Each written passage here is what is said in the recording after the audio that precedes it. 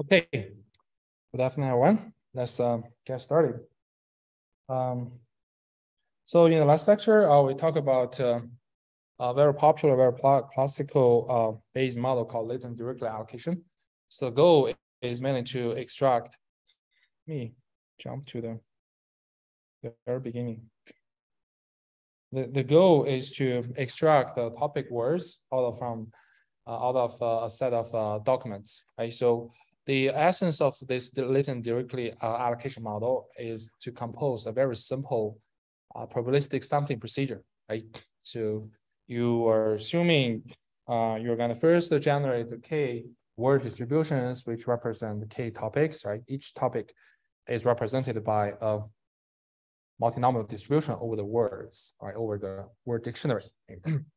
And then you generate each word one by one as follows, right? We first sample a topic indicator, right, of this word, which we're gonna generate, right? For each document, we first sample a topics mixture, namely, what is the proportion of the words you believe in this document will belong to topic 1, belong to topic 2, belong to topic 3, and go on, right? So this data essentially is another multinomial distribution, right? It tells you what is the mixture of topics in this document, and then we generate each word in this document one by one. First, sample a topic index according to theta, right? And through this multinomial distribution parameterized by theta, then when we know the topic index, say the first topic, then we retrieve the corresponding word distribution and use that to generate the actual word, right? So that's the idea. And then, let me repeat some example we discussed last lecture, right? So suppose I want to sample this word, William, right? How do we generate, right? How is it sampled in the latent Dirichlet allocation model, right? So we first sample a topic index for this word, right? From the topic mixture, right? The topic mixture is a multinomial distribution parameterized by this theta. So according to the sampled topic index, for example, suppose it is 0010, meaning that it's topic 3. Then we pick up the third word distribution, represent topic 3. We use that word distribution to sample the actual word William. Right? Then we get our second word. Then we'll move to the next word, like see this Randolph, right? So we first sample the topic index according to the multinomial distribution parameterized by theta. Then we pick up the corresponding word distribution for that topic. Then we sample the word Randolph according to that multinomial distribution. So we can write down the joint distribution, right? In this way, right? We got a Dirichlet prior over the word distributions of every topic, right? So suppose we have a k topics. So we have use a Dirichlet prior to sample beta 1 to beta k, right? Each beta k is a word distribution, right? So it's a multinomial distribution over the entire word dictionary. And then over each document, right? Over each document, we're going to first sample the topics mixture using another Dirichlet prior. This Dirichlet prior, the parameters is alpha, right? We sample theta n. Remember, the sample of Dirichlet prior is a probability vector, right? The summation is 1. So that's why the Dirichlet prior samples a distribution, a discrete distribution, right? And then once we have this theta n, the topics mixture for document n, we sequentially sample every word in this document, right? How can we do that? We first sample the topic index according to theta n, which is our multinomial distribution. Then according to theta n, we pick up the corresponding topic word distribution to sample the actual word beta, right? Beta, and here, beta kb, but here, for convenience, we also use one-hot encoding to represent each word, right? That's why we can represent this likelihood as a product over every element in one-hot encoding and take the power of the topic index and the word index, right? So then our goal, given this model, right, and given a collection of observed documents, the goal is to compute the posterior distribution of those those word distributions for every topic. And also we want to compute the posterior distribution of the topics for each document. That's our major goal. And also we want to estimate the hyperparameters, namely eta and alpha, which control the Dirichlet prior. That's our goal. Does it make sense? Let me know if you have anything unclear or uncomfortable. We just try to quickly refresh our mind, right? And then we use this variational EM algorithm framework, right? In the E step, we're gonna update a approximate posterior distribution. In the M step, we maximize the variational lower bound with respect to the hyperparameters alpha and beta. Right? So in the E step, to compute the approximate posterior distribution, we're going to introduce this mean field approximation. We assume the posterior of the word distributions over for each topic and the topic distribution for each document and the topic indices for every word in every document. The joint posterior can be factorized over every topic, over every document, over every word. That's the mean field, typical mean field structure. It's fully factorized structure. And then in each step, we can iteratively update each Q, right? Each Q, Z, and J, meaning the posterior of the topic index for the jth word in nth document. Each Q, theta n, the posterior of the topic distribution for document n, and each beta k, the posterior distribution of the word distribution for topic K. Right. And how can we update? Just use the mean field updating rule. Right. We discussed in the last lecture, actually, when you conduct mean field, you really just need to take out the conditional probabilities your joint distribution that contains the target variable. Suppose if we want to update Q, Z, and G, right? So just to look at in the joint distribution, which terms include Z and G. It turns out there are only two types of term. One is the prior, one is the multinomial distribution over Z and J, right? According to the topic distribution Qn, right? And also the likelihood of the actual word, right here, because we can see Z and GK is in the power, right? And for all the other conditional probabilities, because they do not contain Z and G, they're constant to Z and G. So when you do the normalization, right, actually they're canceled out. That's the key idea, right? So, and then we take out those terms and we take a logarithm of them and take expectation with respect to other random variables, not Z and G. We finally get this form, right? The Q, Z, and G is proportional to exponential to the summation over every element of Z and J, which is Z and GK, times this coefficient. This coefficient is computed by some kind of expectation, right? Under the variation posterior of other random variables, right?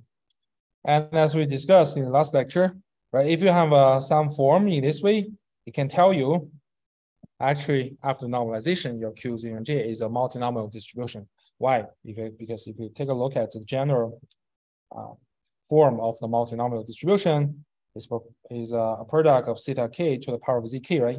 If you take a logarithm, take exponential, you can see that the exponent is also a summation, a linear form of each element in z times some term, right? So that means if you want to take out the parameters theta k here, you just need to take an exponential of this coefficient of each zk and do the normalization. Right? That's how we get the mean field variation update of each topic indicator Z and J. Any questions so far?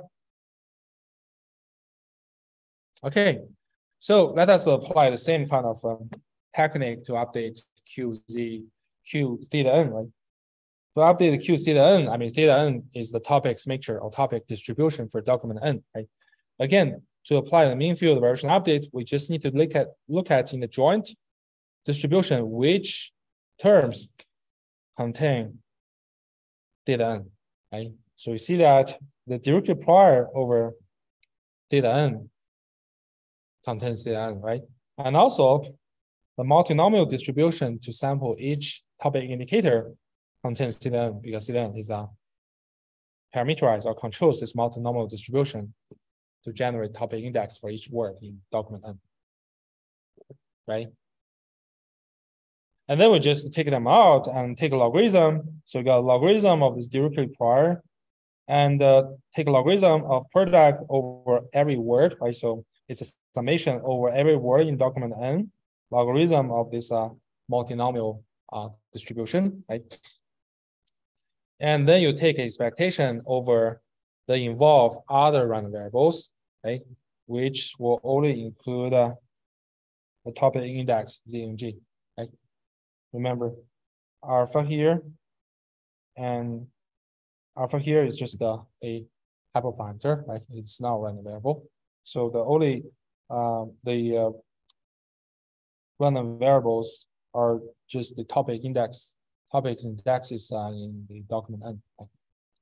Then you just take expectation over that, and when you manipulate this term, you look at that, it has this form. So it's a summation over every element. In theta n, you have k possible topics, so theta n is a big K dimensional, right? And then you see that it is alpha K plus this summation of expectation over every topic index subtractive 1 times logarithm theta and K. And then you take exponential in the outside. If you do the normalization, you can tell this Q theta n actually is another Dirichlet distribution. How can we see that? Again, we just look at the general form of the Dirichlet distribution. Right? So, sorry. So suppose you have a Dirichlet distribution parameterized by alpha. It's something like this, right? Something like proportional to from K to big K, and then you got theta alpha minus 1, alpha K minus 1, right? That's the general form of Dirichlet distribution. Now let us take, of course, you have to multiply some normalization constant, but it's just constant, right? We can just ignore it. If we take logarithm of this and take exponential of this, let's see what happens. If you take a logarithm of this, you say it is a summation, right? And you got alpha K minus 1 times logarithm theta, so theta K, and you take exponential. So that's the general Dirichlet distribution. When you take a logarithm, take exponential, what does this form look like? Now, if you contrast it to the variational update of Q theta n, you see that it is consistent, right? So what we need to do is just take out this term, right? Take out this term will form the parameter of your Dirichlet distribution. That's where we get this gamma n k. That's the this small k means the k's entry in this gamma n, which is alpha k, and the summation of the expectation of every topic index in document n. But again, I mean, you should write it by yourself and try to derive it. You see every detail, right? We just give you the hint. Right? And similarly, you can apply the variational mean field update for each Q beta K. And again, for Q beta K, you need to look at which conditional probabilities contain beta Ks, right? So you see that the prior contains beta K, and also the likelihood of each word contains beta K. Right? So now you just take them out, and you just take a logarithm, and then you just take this expectation here. So we see that actually it only involves the topic indicators, right? And then when you manipulate and merge the terms, you see that it's still a summation over every element of beta k, where each segment is log the beta kv means the width element in beta k times a coefficient subtracted by 1. That means this is another Dirichlet distribution, and your parameters is just this guy. That's how we get our mean field variational update for Q beta k, which is another Dirichlet distribution. Any question? So we can imagine that, okay, in the variational E step, like we're gonna cyclically update each Q, Z, and J, Q, theta N, Q, beta K, right, until convergence or some maximum number of iterations. And during the update, we need to compute the following expectations, right? Expectation of the every topic index, like of every word in the document, right? And expectation of a log of theta and K, and expectation of log of beta KV, right? So these two terms seems a little bit odd, right? Because you take expectation over logarithm of some Dirichlet random variables. And don't worry, they have some analytical form. There's a property of the Dirichlet distribution. You can just check out the form from Wikipedia. That's why I leave it as your task to review, right? Just to take a look at the Wikipedia and see what is the expectation of a logarithm Dirichlet random variable, right? And then you just shove them into the update of the variational posterior for every random variable. You just cyclically update them until convergence or maximum number of iterations are done. Any questions so far?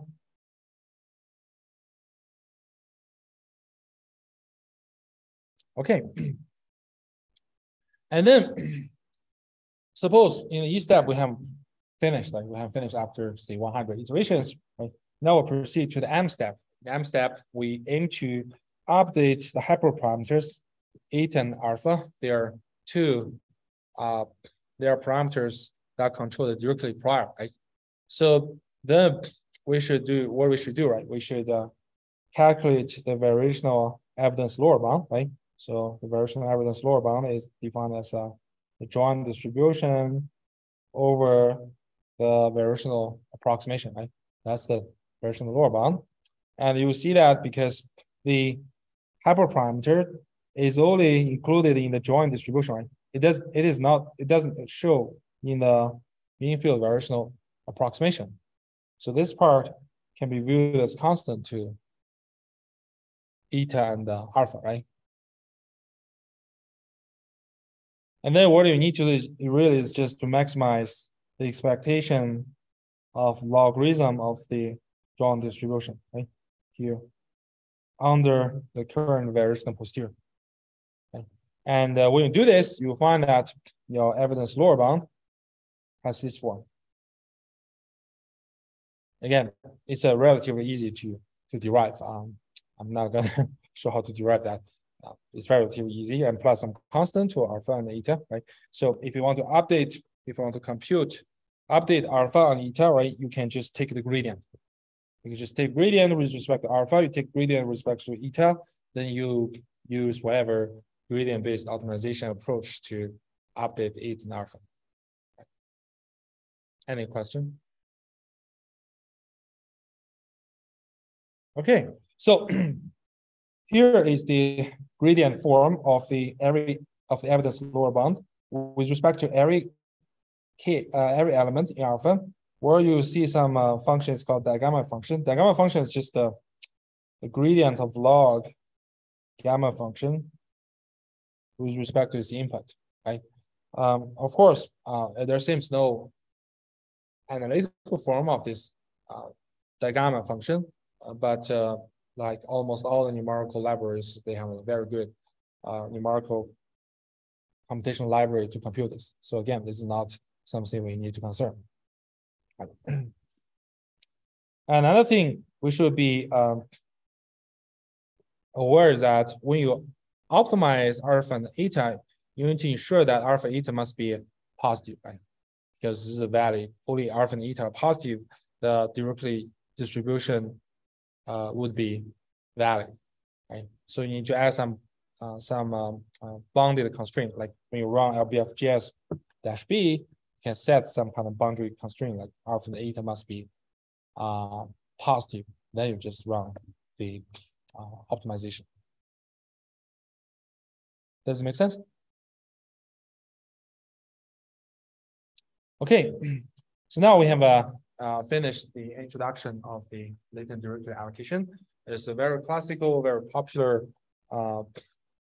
Bayesian model, and it's not only practically useful, but also it's very, very good.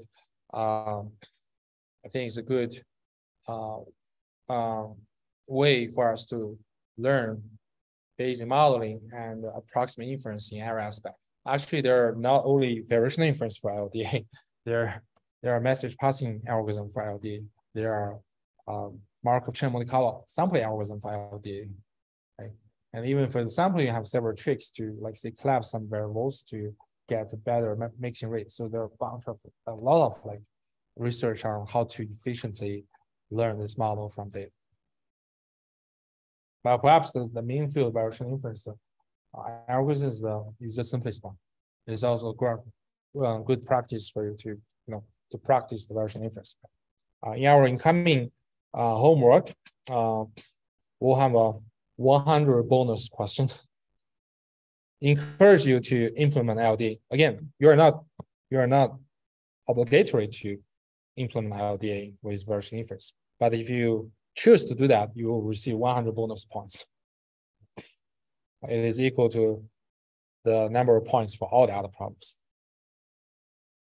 But anyway, it's up to you.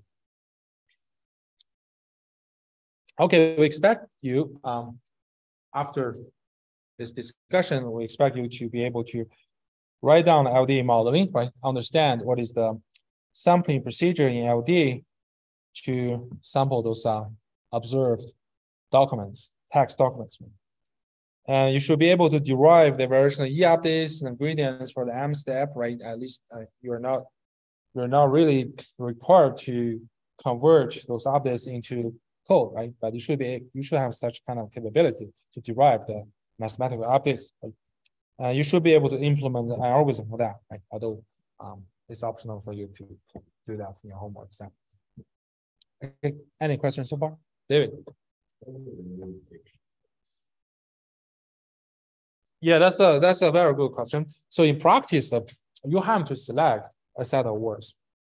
It does not mean you should include all possible words in, like say, in English language or in whatever other languages.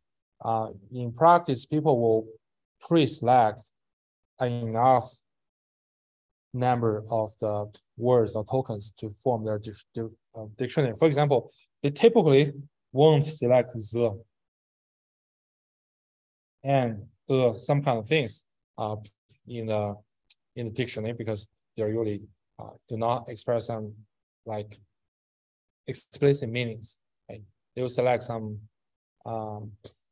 Perhaps they will also remove some adjectives or something like that. Right? They will pick up a set of words, and then they will do some kind of like poster stabbing, some kind of things to avoid, tense or some other transforms of these words. Right? You want to make them to be in a uniform, in a consistent form.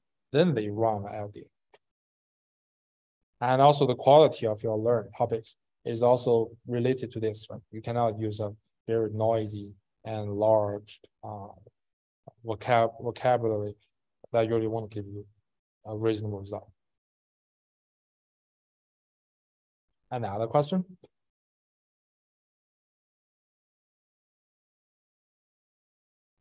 Okay, great. So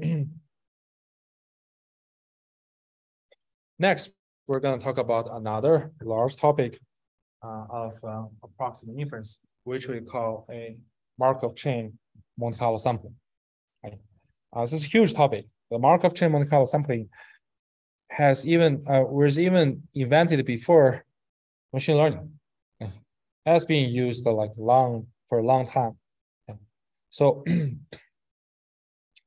we're going to first introduce the general ideas of Markov chain Monte Carlo sampling. Right? and review some basics about Markov chains. I believe every one of you have heard of them before, right? Then we'll introduce the frameworks called Metropolis-Hastings algorithm. Perhaps this is the most general Markov chain Monte Carlo sampling framework. You see that many popular sampling algorithms like Gibbs sampling, like hybrid Monte Carlo sampling, are essentially instances of Metropolis-Hastings algorithm. This is very important. And then we'll introduce like two popular instances are Gibbs sampling and hybrid Monte Carlo. Sometimes hybrid Monte Carlo is also called Hamiltonian Monte Carlo. Okay, what are the general ideas of Markov chain Monte Carlo sampling? So first, the goal. Suppose we generally given an arbitrary probabilistic model. Like in general, we can write it as a okay. We have a latent random variable z, right? We have prior over z, and then given z, we sample the data d, right? The d are the observed data, right? So the key task in the Bayesian inference is to estimate the posterior distribution given the observed data d. Right? That's the key task. Right? In the variation inference framework, we turn this into an optimization problem. Like we introduce approximate posterior, and we want to minimize the kind of similarity between the true posterior and approximate posterior, and then we fulfill that by maximizing some evidence lower bound, which is implicitly minimizing the KL divergence. That's the idea of the variational approximation. Right? But what is Markov chain Monte Carlo sampling? So it uses a completely different idea. The idea of MCMC is to construct a simulator to simulate the samples from the true posterior. It's not optimization. Right? It's a simulator.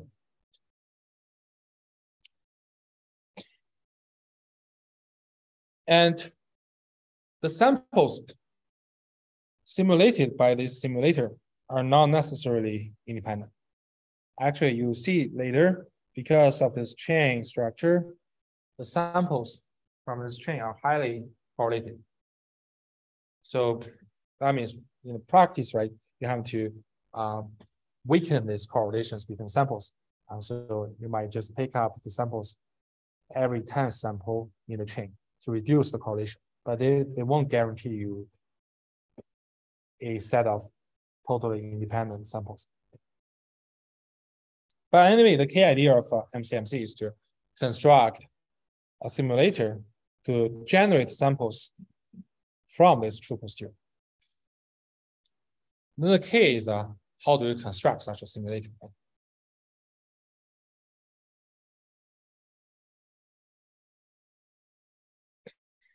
The simulator is constructed based on the Markov chain. So you see that the key idea of the MCMC is to construct smart chain, right? And to define chain, then we need to define what is the transition probabilities, right? And the art of the design of the Markov chain is actually the art of design of the transition probabilities. So we'll talk about that in detail later, right?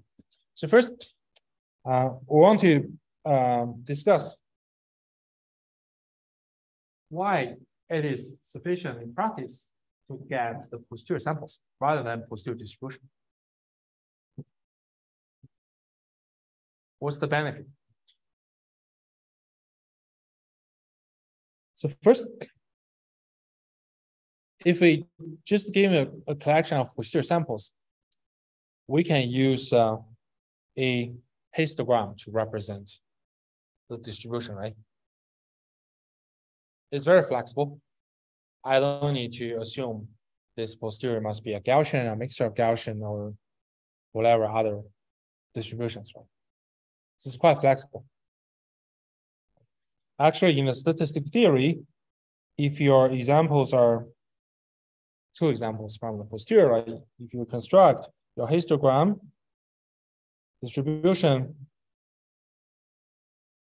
to approximate the original probability density, it can be showing that when the number of examples goes to infinity, then your histogram-based approximation will converge to the true posterior. So actually we do not need to worry about the accuracy. Question?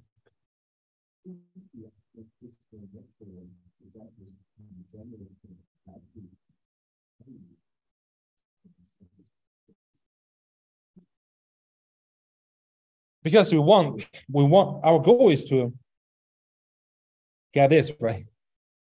We want to know the posterior distribution of the random variable given the data, right? But the problem is that because we're not able to exactly compute the base rule, so we have no idea what's the form of this. Right?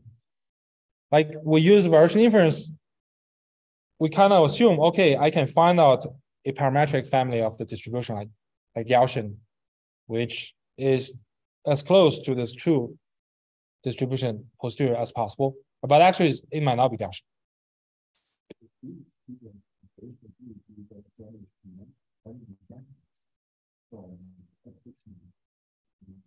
Yeah.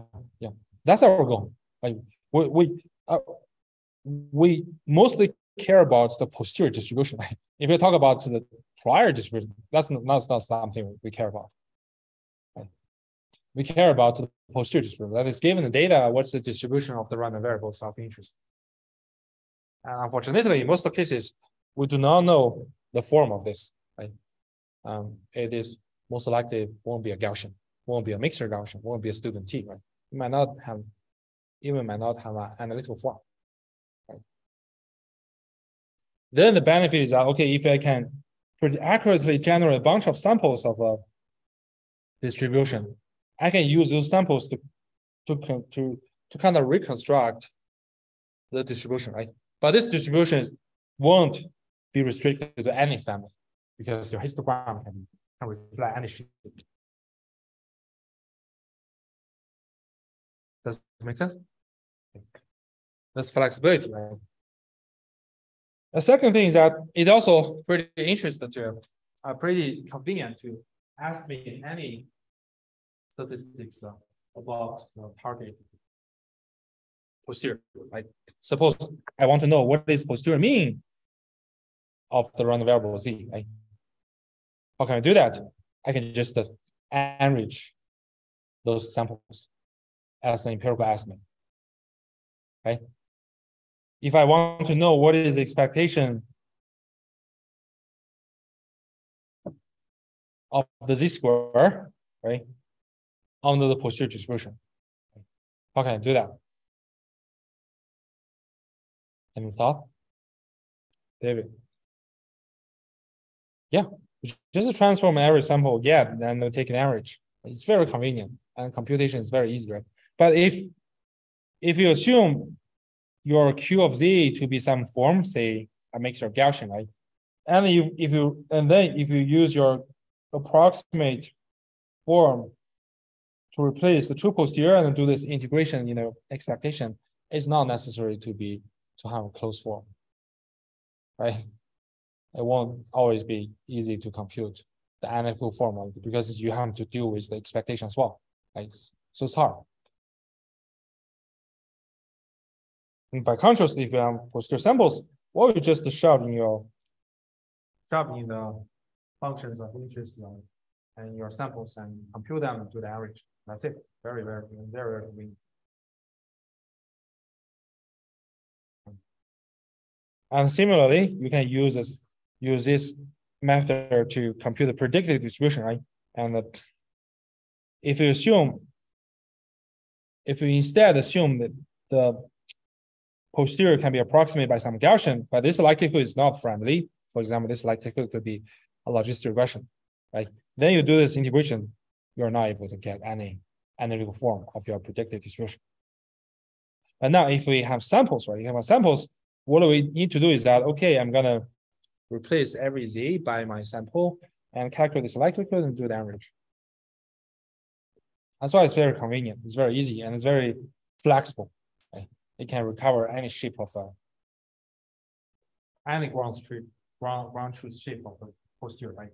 It's not really restricted to any family, approximation family, and it can easily compute expectation of any interest statistics or predictions. Right? So that's why MCMC popular is also very popular because it's not only of its flexibility, but also the computation convenience.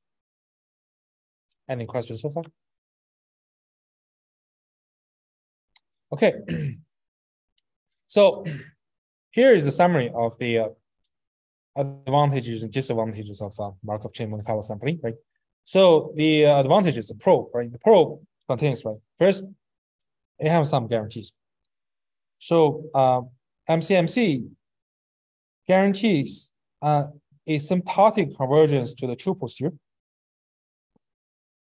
You can roughly view it as an unbiased estimate of your true posterior. So from the theory of Markov chain, we know that when your chain evolves for enough long time, like say your chain goes to infinity, right? The time goes to infinity, then the distribution of the state in your chain will converge to the true posterior distribution. So that's guaranteed. So basically means if you can run your chain enough long, then your samples can be viewed as really generated from the true posterior. By contrast, if you use other approximation like variation evidence or variation inference, there's no such guarantee. Why? Because this is your true posterior distribution, right? If you use variation inference, you always pick up an approximation family, right? So that means no matter how optimal your variation approximation is, there is always some gap between the true posterior and your approximation, right?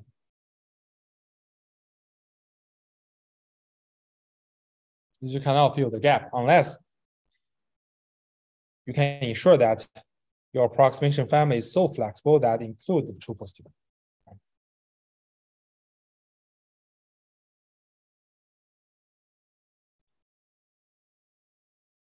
And the second advantage is that MCMC algorithm is usually quite robust for the initialization because it's not an optimization algorithm, and MCMC is intentionally designed to converge to the true posterior starting from whatever state. As a result, in practice, you will see that it actually is insensitive to the initialization. It's quite robust. It's not like version inference because it is an optimization procedure. In many cases, this optimization is not a convex optimization. So that means it can be quite sensitive to the initialization. Some bad initialization can cause very bad approximation.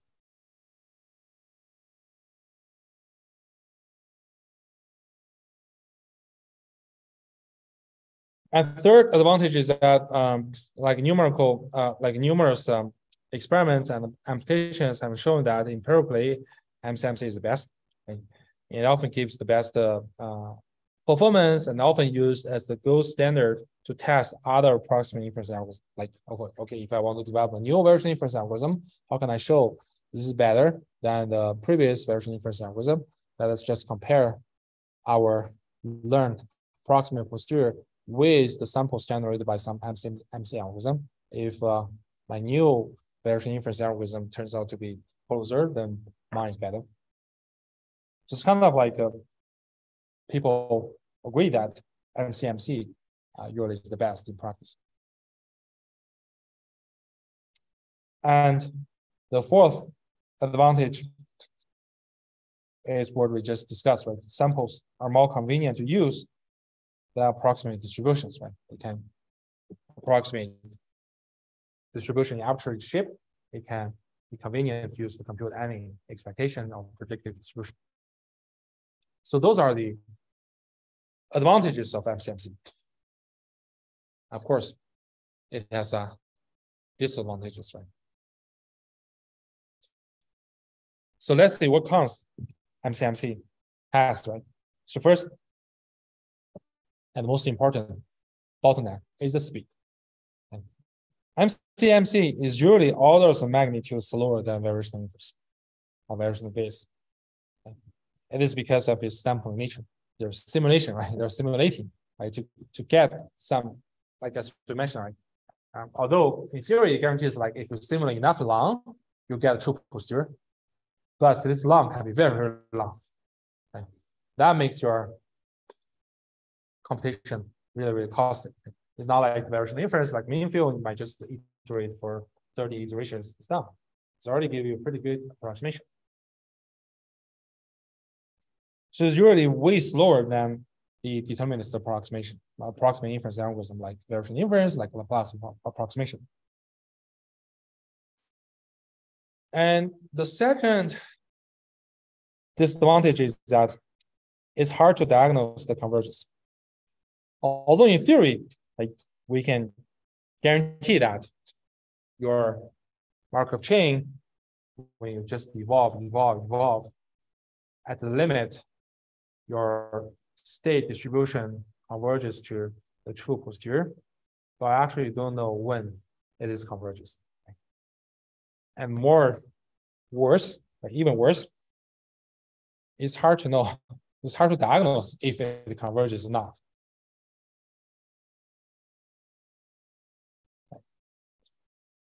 The problem is that how do you determine when we should stop sampling? When we should stop Markov chain won't have a sample. Okay?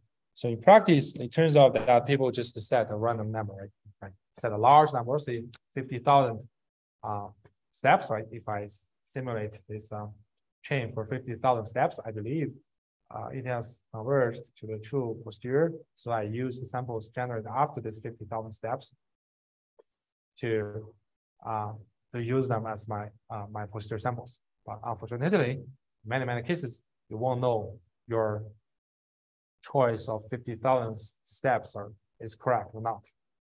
It really depends on up to the performance, the practical performance.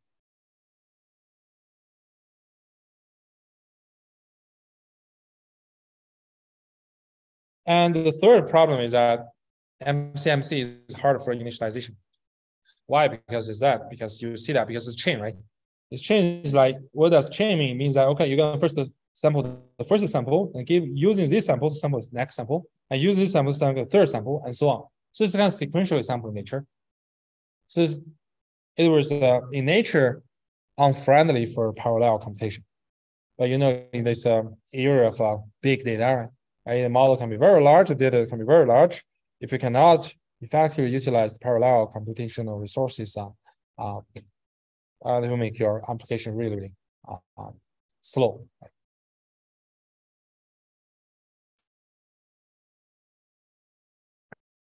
And the fourth problem is that it's hard for large-scale applications. It's again, partly because of hard for parallelization. And finally, the problem is that it's easy to trap into a single mode. So what does it mean? Suppose your posterior is not a Gaussian line, right? Suppose it's something like this. Suppose this is your true posterior distribution. Right? So although in theory, like your Markov chain Monte Carlo sampling will be able to generate samples in both modes. But in practice, the truth is that once it detects some mode here, it will keep generating samples in this mode. So eventually, when you collect samples, we'll recover the posterior distribution. It will be just something like this. It can hardly generate samples for the other mode. Why is it like that? This is related to how you design a Markov chain. You see that it favors high density regions. So once you got high density regions, you want to jump to another high density region. So you need first to move from high density regions to a low density region. This is very hard. That's why it's so hard to get out, to escape from some local mode. Although in theory, it can escape, but maybe you have to run like 10,000 years. This is something not practically acceptable. Right? But don't worry, this is not the only problem of the MCMC. It's also a problem of the variable base. Variable base has also the same issue. So nowadays, in the research field of Bayesian learning or Bayesian statistics, scaling out MCMC to big data is a common research problem, including some algorithms, some approximate MCMC algorithm. You want to approximate MCMC algorithm to scale to large data, but it's gonna break some guarantees. Like people are trying to develop an algorithm like that. Okay.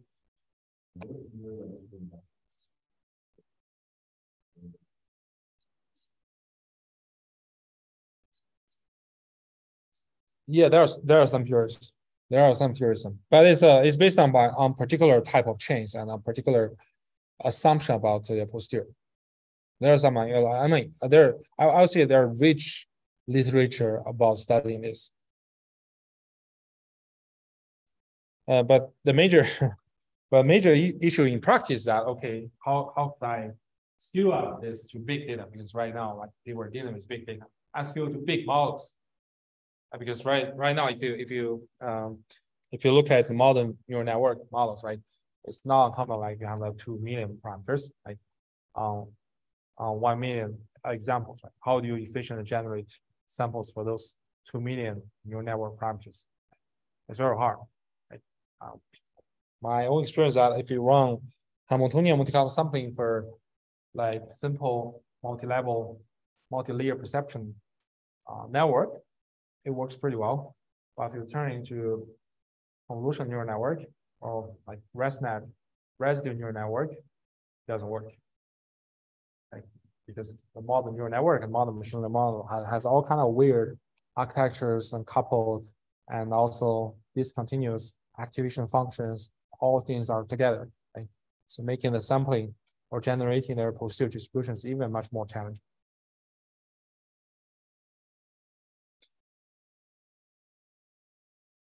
Okay, before we proceed to the details, any question regarding this general introduction?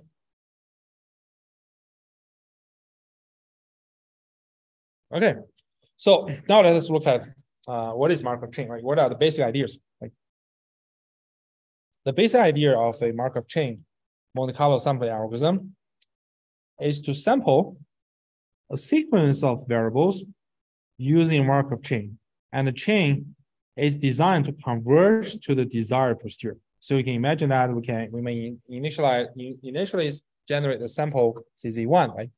And we follow the chain to generate the next sample Z2. And given Z2, we sample Z3, and so on. We generate Zn, and given Zn, we sample Zn plus 1, and so on. Right? And each sample, say Zn plus 1, is generated from a conditional distribution conditioned on the previous sample Zn. Right? And the chain, so you can see that. So at each step, right? At each step, you have a different random variable, right? So that means at each step, you have a distribution associated with this random variable, right? And this chain guarantees that when the number of time steps, right, when number of steps goes to infinity, the distribution of the state, meaning Zn, will converge to the true posterior distribution of the target variable given the data D. Right? That's the idea. So you can see that, okay, of course, in practice, we won't be able to sample infinite number of samples, right? But if n is large enough so that your distribution of your state at n is approximately the same as the true posterior, then you can use the following samples to approximate the true posterior. Right? That's the idea.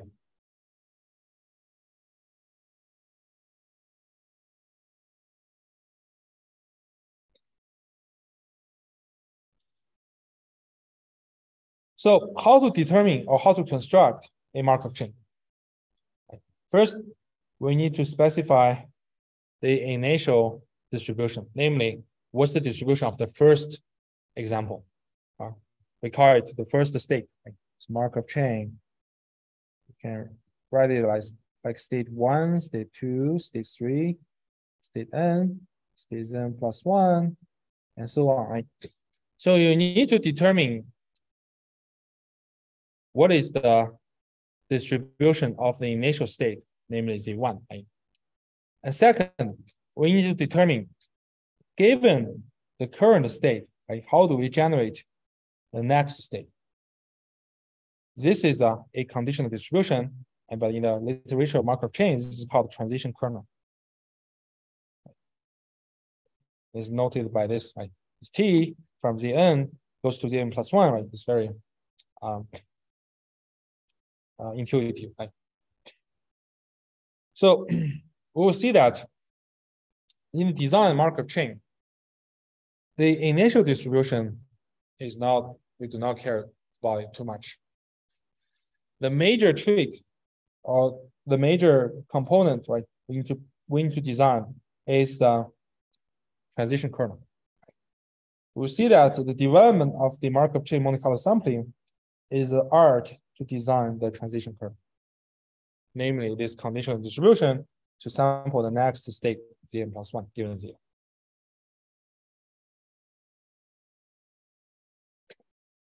Any questions so far? Okay. So as we mentioned, right, we want to define a Markov chain such that eventually it will converge to target posterior, right? So in general, how do we know which distribution does a Markov chain converges to? So this distribution it converges to is called the invariant distribution. What does the invariant distribution mean, right?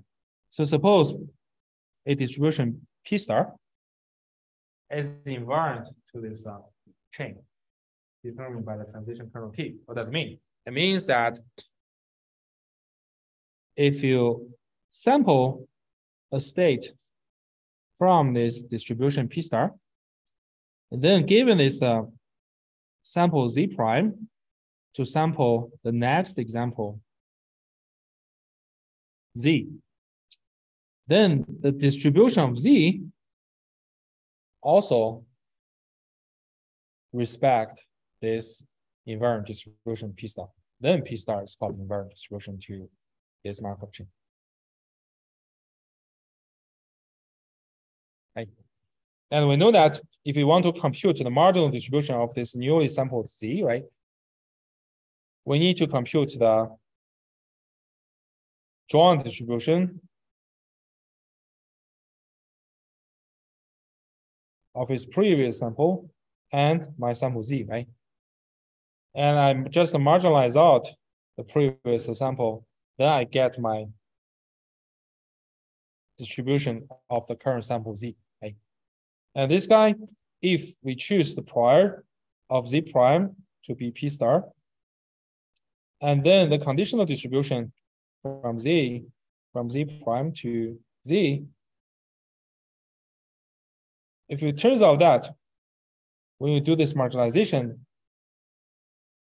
your marginal distribution of the sample Z is actually exactly the distribution of P star, then P star is called invariant to the Markov chain determined by this transition kernel T.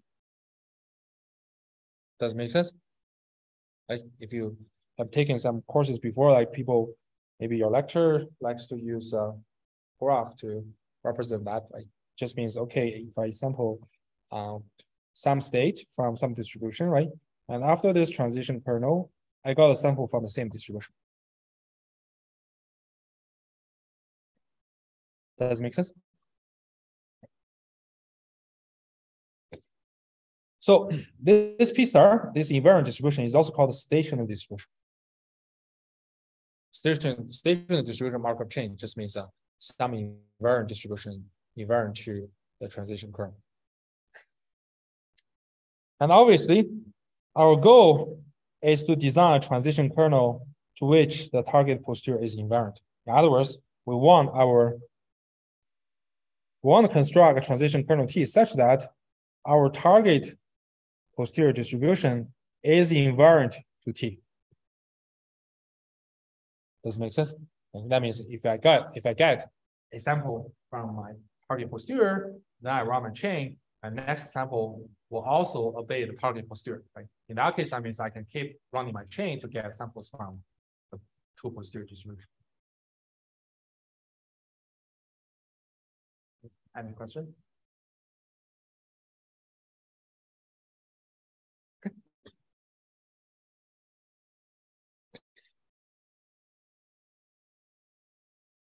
So as we mentioned that, right, the case that we want to design a kernel, transition kernel, namely the condition distribution, conditional current example to sample next example, right? We want that kernel, and we want target posterior is invariant to this kernel, right?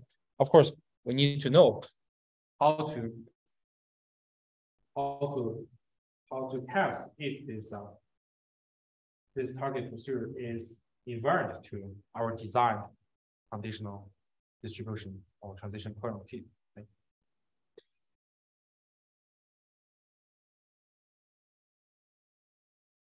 How do we test if this is our needed transition kernel? Right? One sufficient condition is called a detail balance.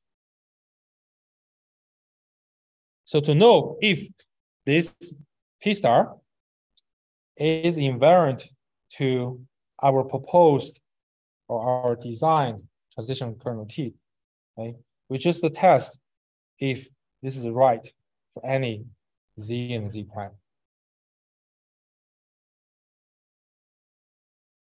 How to test that, right? So it just tests that, okay, what is the probability under P star of Z times the transition probability from Z to Z prime is equal to the probability of Z prime under P star times the transition probability from Z prime to Z. Okay. It can be represented as this graph. It just says that what is the joint probability that you sample your Z from my target distribution and then jump to Z prime. If this joint probability is the same as you sample Z prime from your target distribution P prime or P star, and then jump to Z with the same transition kernel. If this two joint probability is the same, then we say, okay, your kernel T, the transition kernel T satisfies detail balance, then P star is invariant to your T. Does it make sense? Right, this is the definition of detail balance.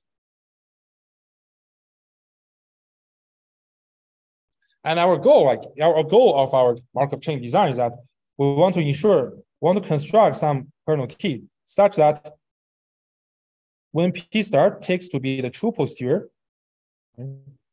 this detail balance holds. That means I construct a valid Markov chain, right? And it will converge to P star, which is the true posterior. That's the idea.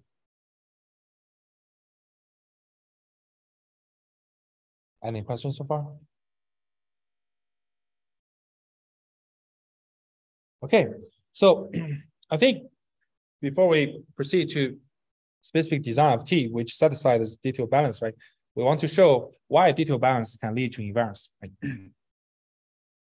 So first, according to the definition of invariance, it means that if you marginalize out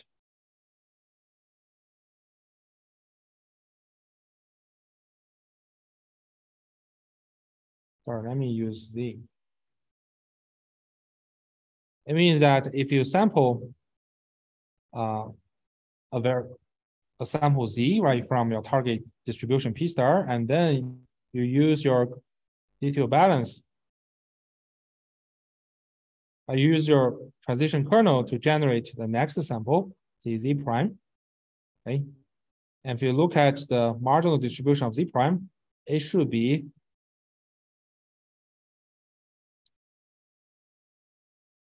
the target distribution P star, right? That's the definition of invariance, meaning that, okay, you generate sample from this distribution, and then you use a transition kernel to get another sample. This sample will come from the same distribution. Right? So if this T satisfies the D2 balance, it means that this guy equals to P star Z prime times Z prime goes to Z and DZ, right? That's the definition for D2 balance. If you T satisfies D2 balance, that means this equation holds, right? So that means you can just switch Z and Z prime. And this product the same, right? So here I'm just to apply this condition, right? So, and then if you look at this integral, right? So remember this transition kernel just means the conditional probability of Z given Z prime, right? So now you integrate over DZ,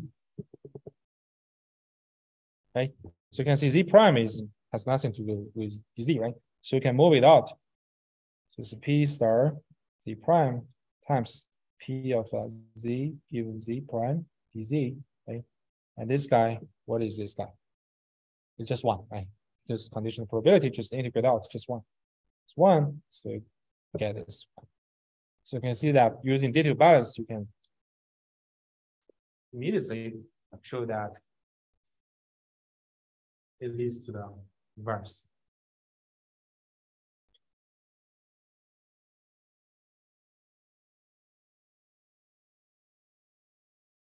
So, but I want to point out D2 balance is just a sufficient condition for the inverse, meaning that okay, if your transition kernel satisfies the D2 balance, and then your target distribution must be invariant to the transition kernel, right?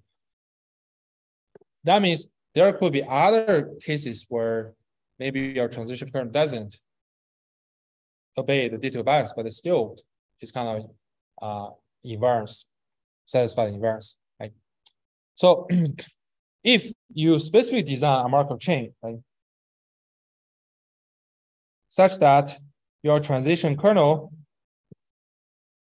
respect the D2 balance, then this type of chain is called a reversible, right? Reversible Markov chain. But again, I want to see that there could be other non-reversible chains which also guarantees the invariance.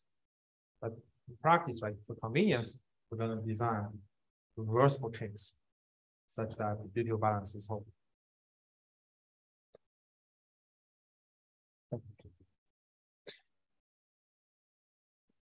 Okay, so we have addressed the technique blueprint such that how do we design a transition kernel that your chain will eventually converge to the target posterior, right? This is one problem.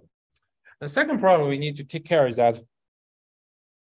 what if your Markov chain have multiple stationary distributions?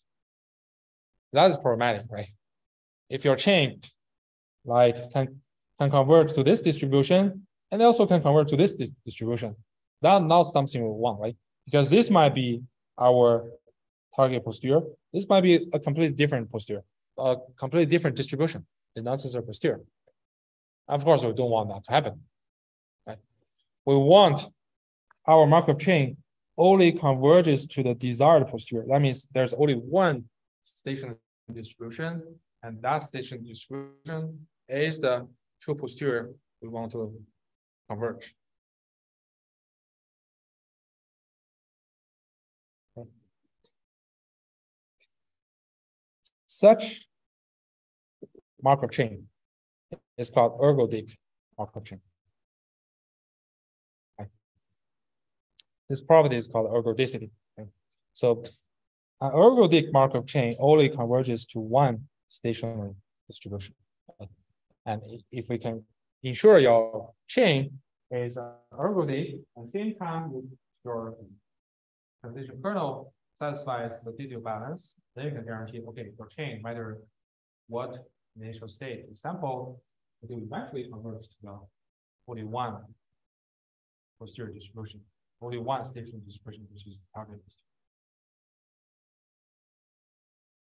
Does it make sense?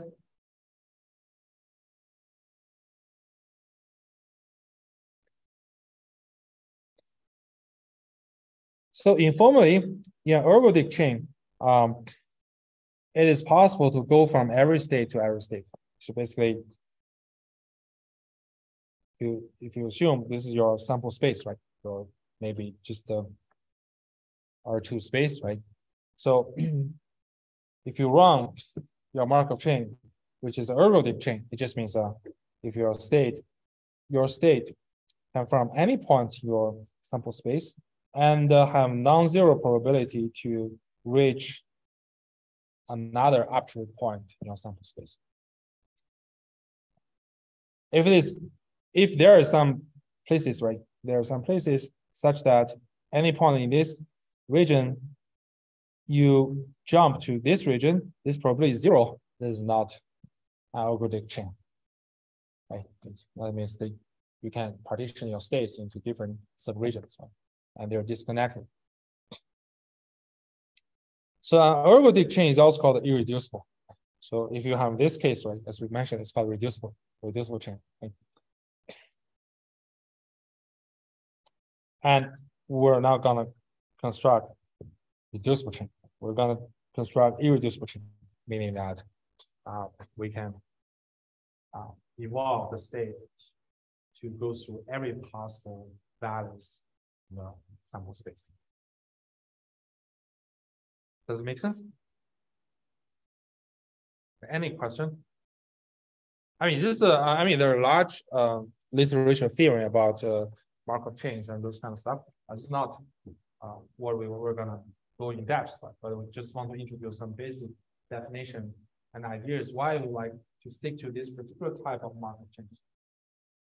So if you feel like ergodicity, irreducible, those kind of things are confusing and annoying, it's totally fine. You just ignore them. We just want to deliver the intuition why we want our chain to be ergodic, irreducible. And then if you're constructing ergodic chain, then the stationary distribution is called equilibrium distribution. So you see that the same thing on the different contexts will have different names, right? In general, stationary distribution is called stationary distribution or invariance distribution. But if your chain is irreducible, is ergodic, and then your stationary distribution is also called equilibrium distribution. But that means we'll look at those literature, you can roughly view them as the same. You don't need to get confused by these different terms.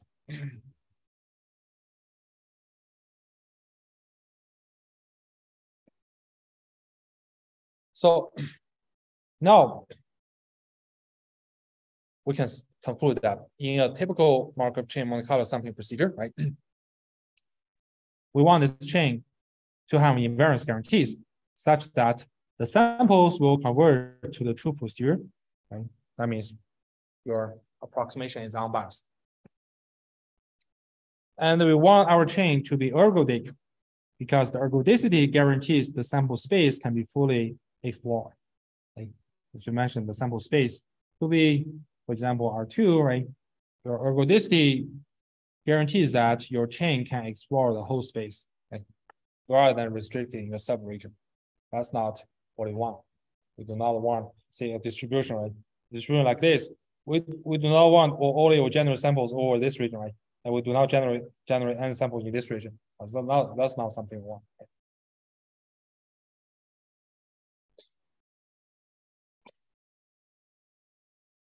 It can be shown that a homogeneous Markov chain will be ergodic, subject only to weak restrictions on the invariant distribution and transition kernels, right? And in practice, we don't need to care too much about the ergodicity as long as you don't design too weird transition kernels. Like, for example, if your transition kernel, like for continuous variables, if your transition kernel has the support over the entire sample space, really will be fine. So actually, unless you are doing some very rigorous proof, we by default assume you are dealing with ergodic chains. Like, for example, you use condition Gaussian as your transition kernel, then it will really be ergodic. You don't need to worry about it's gonna not be able to jump to sample some particular value. It won't be that. Okay.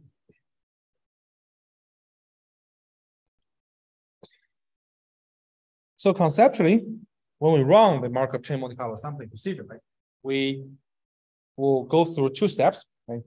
The first stage is called before the Bernini stage. So before the Bernini stage conceptually means your Markov chain has yet converged to the invariant distribution, right? Meaning that we generate samples, the distribution of those samples are changing. Right? In practice, how do we determine the Bernini? We just manually decide the maximum number of steps. Right? As we just mentioned, like you might set it to be 50,000, maybe 100,000, or even more. Right? You just, according to your own belief and some experience, you believe, okay, after so many number of steps, it should be close to the true posterior, so you can set this number of steps as a Bernini stage. In the practice, there's a bunch of tricks to verify the convergence empirically. Like TracePlus is basically saying, okay, if we look at the sample trajectories after a number of steps, if this trajectory are fixed, then it might be a good indicator showing that it converges. But again, this is not guaranteed. It's some kind of necessary condition. Like if you have a converge to the stationary distribution, then your sample trajectory should be fixed, right? But it does not mean like if your sample trajectory has been fixed, then it must be converged to a stationary distribution. Again, those tricks are practically useful, but no theoretical guarantees. And the second stage is called after Bernini stage. It means that conceptually, the Markov chain has converged, meaning the distribution of your samples will respect the true posterior distribution. And then we start collecting the posterior samples. How can we do that? Right? We usually pick up an interval, right? We take every mth example, right? Say m equals to 5, 10, or 20, which are practically often used, right? Why we only pick up every 5th example, every 10th example, right? Yeah, to reduce correlation, right? As you mentioned, right? Markov chain, you sample every example conditional on the previous example. Of course, there are high correlations between the successive examples. Right? So we want the examples to be less correlated as possible. How can we do that? We're going to pick up every few examples, right? Rather than just pick up successive examples. And we also need to compute the so-called effective sample size. So that means because the samples are correlated, right? That means if you collect 100 samples from the statistical power, it does not mean it is equivalent to 100 independent identical distributed samples. Right? Because those examples correlated are not independent. Right? So this effective sample size can give you an estimate. Okay, this collection of 100 examples can be roughly viewed as how many RAD samples. Like for example, you might collect 100 posterior samples from our Markov chain after the Bernini stage. Then after calculating the effective sample size, it tells you they are just equivalent to 10 independent identical distributed samples. Okay. David. Yeah. There are some calculations called autocorrelations. It's like you're gonna compute what's for example something like this, right? You want to compute what's the correlations between this example and this next example. So they're gonna use this and this pair as one example, this pair and this pair as an example, this pair and pair is an example. Then you can compute an empirical estimate of this correlation. That's one-step correlation, right? You can compute two-step correlation, compute three-step correlation. the effective sample size is it's computed by this like aggregation of autocorrelations according to multiple steps and divided by something. And then in theory, it can tell you, roughly speaking, this total number of examples are equivalent to how many independent samples, right? And of course, if your example is really independent, that means the one-step correlation, two-step correlation, all step correlation is simply 0, right? But in your Markov chain generated samples, that's not the truth.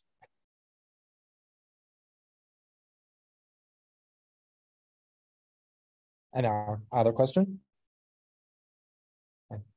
So this effective sample size is an indicator, right? Because if it can tell you if you have enough examples. For example, ideally I want like 100 ID examples, right? And I know that if I only collect 100 Markov chain samples, it won't be enough. I might just collect 500 Markov chain examples. Then I calculate effective sample size, find out, okay, it is only equal to 50. That means it's just equivalent to like 50 independent samples. That's not enough.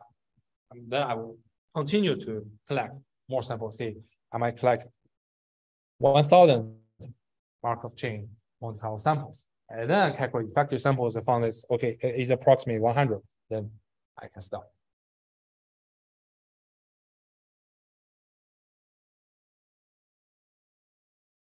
Okay. Any questions so far? How to calculate that? I cannot memorize the formula, but it's based on what I just explained to David. So you need to calculate autocorrelations and divide it by the sample size, number of lags, this kind of stuff. It'll give you.